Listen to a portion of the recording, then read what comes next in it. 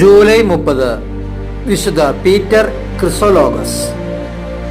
ഏകദേശം AD 406 ഇറ്റലിയിലെ ഇമോളയിലാണ് Peter ക്രിസോലോഗസ് ജനിച്ചത്.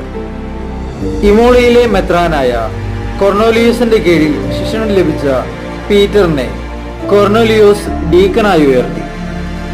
AD 433 റവന്നായിലെ മെത്രാപ്പോലിത്ത മരിച്ചതിനെ തുടർന്ന് അവിടുത്തെ പുരോഹിത വൃന്ദവും ജനങ്ങളും മെത്രാപ്പോലീത്തായുടെ പിൻഗാമിയെ തെരഞ്ഞെടുക്കുന്നതിന് ശേഷം സിക്സൂസ് മൂന്നാമൻ പാപ്പയിൽ നിന്നും അംഗീകാരം ലഭിക്കുവാൻ വേണ്ടി കൊർണേലിയസിനെ റോമിലേക്ക് അയച്ചു. റോമിലേക്കുള്ള യാത്രയിൽ കൊർണേലിയസ് തന്റെ ഡീക്കനായ പീറ്ററിനെയും കൊണ്ടുപോയിരുന്നു. റോമിലെത്തിയപ്പോൾ പീറ്ററിനെ മാർപ്പാപ്പ മെത്രാനായി നിയോഗിച്ചു. AD 450 ഇമോളയിൽ വെച്ച് വിശുദ്ധ പീറ്റർ ക്രിസോലോഗസ് നിത്യസമാനത്തിനായി വിളിക്കപ്പെട്ടു.